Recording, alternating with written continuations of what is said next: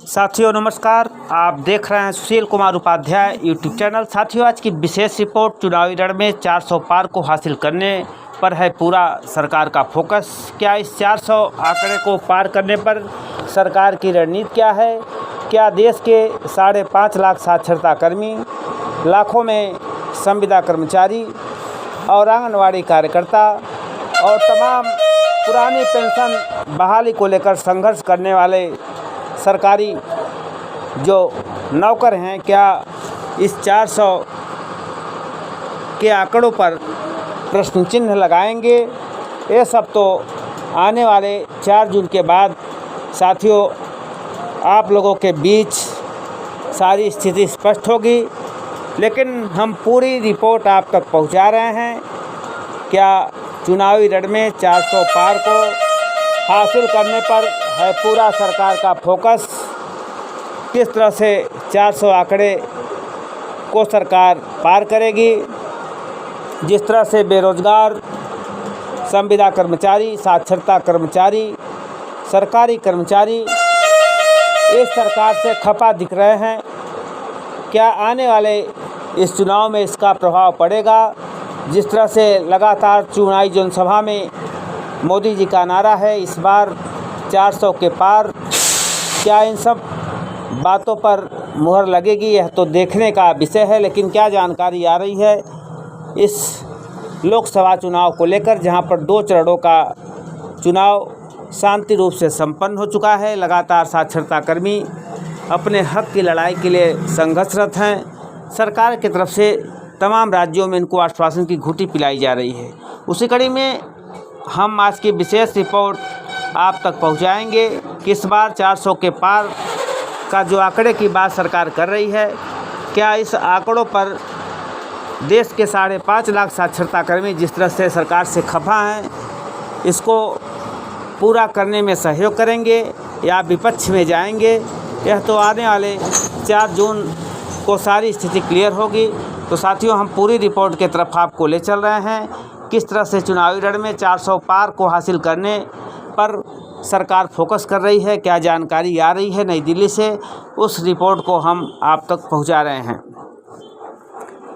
2024 के चुनावी रण में प्रधानमंत्री नरेंद्र मोदी का पूरा फोकस मिशन 400 पार को हासिल करने पर है। यही वजह है कि पीएम मोदी लगातार पार्टी के लिए प्रचार अभियान की कमान संभाले हुए हैं। इसी कड़ी में उन्होंने उत्तर प्रदेश के आगरा में एक चुनावी रैली को संबोधित किया। इस दौरान उन्होंने जहां विपक्षी कांग्रेस समेत ईडी अलायंस को टारगेट किया, वहीं इसी रैली में उन्होंने एक ऐसे बात का जिक्र किया जिसे लेकर नई चर्चा शुरू हो गई है।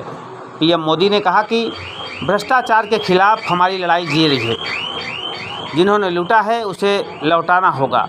प्रधानमंत्री ने इसी दौरान कहा कि सोच रहा हूं कि जब धन जनता में बांट दूं।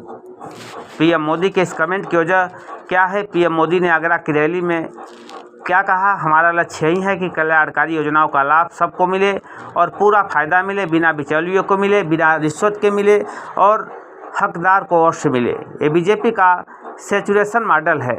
हमारा संकल्प है जो भ्रष्टाचारी है उनकी जांच होगी, जिन्होंने गरीबों को लूटा है वह लूट का पैसा गरीबों को मिलेगा।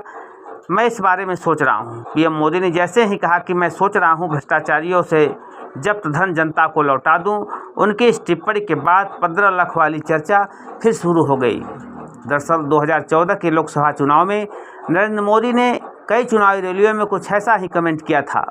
उस समय कहा गया था कि जब विदेशों से काला धन वापस आएगा तो हर भारतीय के बैंक खातों में 15 लाख रुपए आएंगे। हालांकि बाद में बीजेपी ने इसे जुमला करार दिया था। पार्टी के दिग्गज नेता अमित शाह ने एक इंटरव्यू में कहा था कि नरेंद्र मोदी का बयान एक मुहावरा था, इसका शाब्दिक अर्थ नहीं लिया जाना चाहिए। उन्होंने इसे जुमला बताया था। हालांकि 2014 के चुनाव की तरह 15 लाख रुपए वाली बात कही गई है और फिर उसे अमित शाह ने जुमला बताया है। उसका विपक्ष अब तक खिल्ली उड़ाता है। ऐसे में पीएम मोदी ने एक बार फिर कुछ वैसी ही बात कहकर नई चर्चा छेड़ दी है। प्रधानमंत्री की आगरा रैली में की गई टिप्पणी इस ओर भी इशारा कर रही है। हो सकता है वह पहले ही किसी प्लान पर काम कर रहे हों, हो सकता है गरीबों के लिए कोई नया प्लान लाए हों, या फिर यूनिवर्सल इनकम स्कीम टाइप की इसी योजना की बात हो। सरकार ये प्रचारित करे कि यह योजना भ्रष्टाचारियों से जब्त धन से चल रही है। जांच एजेंसियां पैसे जब्त करने के लिए अधिकृत हैं, लेकिन वह बरामद किए पैसों को अपने पास नहीं रख सकती। प्रोटोकॉल के मुताबिक तब एजेंसी नकदी बरामद करता है तो आरोपी को जब्त किए गए पैसों का स्रोत बताने का मौका दिया जाता है। अगर ये जब्त किए गए धन से जुड़े दस्तावेज को पेश करने में विफल रहते हैं तो जांच एजेंसी इन पैसों को जब्त कर सकती है। हालांकि सरकार या एजेंसी इसका इस्तेमाल नहीं कर सकती। ये गवर्नमेंट ट्रेजरी में जमा होता है। जब ट्रायल चलता है पूरा पैसा जमा रहता है। अगर दोष साबित हुआ तो पूरा पैसा सरकारी खजाने में चला जाता है।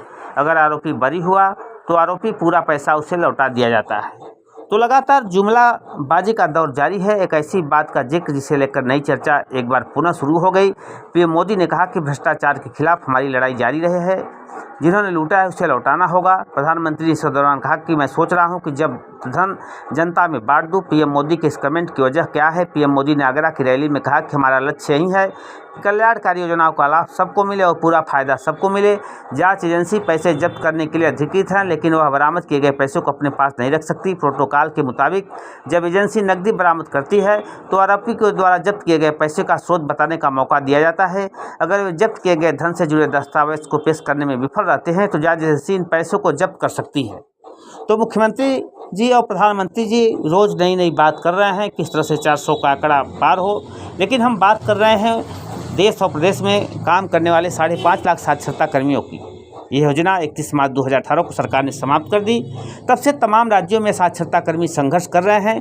तमाम बड़ी नेताओं द्वारा कहा गया था इनको अच्छा काम दिया जाएगा, लेकिन सरकार ने जिस तरह से इनको रोड पे ला दिया और तमाम राज्यों में सत्यापन के नाम पर इनका शोषण किया जा रहा है। हम बात कर रहे हैं उत्तर प्रदेश में, जहाँ पर 1 लाख साक्षरता कर्मी है। योजना समाप्त हुए 6 वर्ष बीत चुके हैं। अभी इनका बकाया मानदेय सरकार 35 से 40 महीने का मारे बैठी हुई है और कहते हैं कि हम किसी को न खाऊंगा न खाने दूंगा।